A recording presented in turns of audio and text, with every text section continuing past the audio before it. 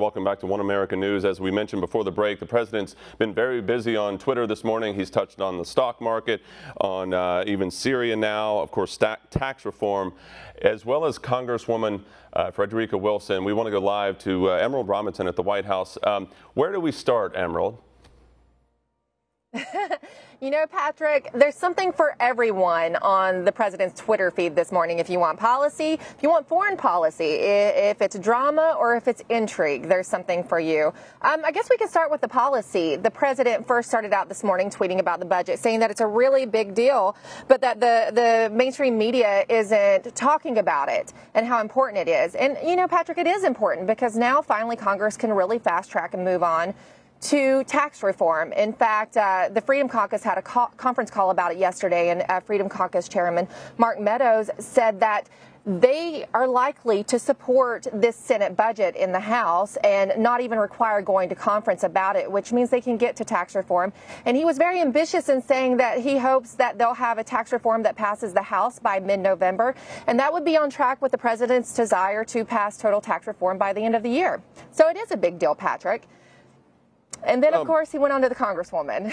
Well, yeah, there is that. I mean, the mainstream media, as he says, has been focusing on this story all week. You know, the press secretary, Sarah Sanders, says that the mainstream media keeps dragging this out. So the president's sort of just playing off of this and defending basically the White House's decision on all of this in that conversation with the widow. So, yeah, your thoughts on who he calls Wacky Wilson?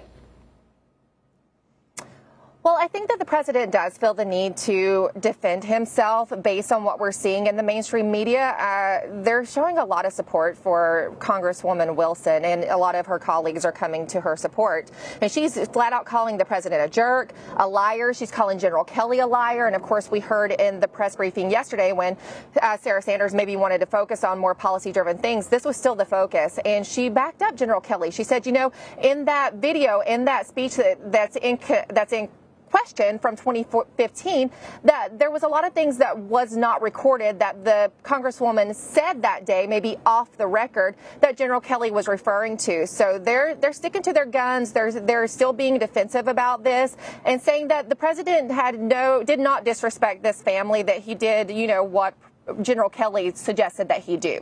So they're pushing back as much as, you know, the left is pushing on this. The White House is pushing back on it, and we're seeing that again today with the president on Twitter. And last thing here, Emerald, the first part of his speech, or his tweet rather, regarding the JFK files, he said subject to receipt of further information. So it seems like it might be lending toward the fact that, you know, no one's ever going to get exactly what they want on this. But your thoughts, I mean, what does this mean as these files are released 54 years after the fact?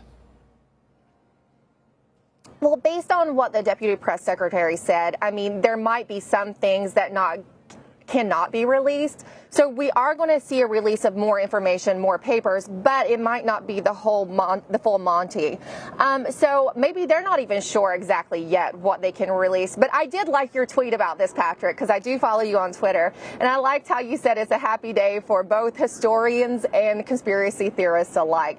So, I mean, I'm interested in seeing more about it. I want to see what they release and look into it. And, you know, of course, we watched Killing JFK, and we've always wondered really what did happen. So I think it's very interesting that the president is choosing to release these. Oh, it's perked everyone's interest, so now we just have to see exactly what comes out.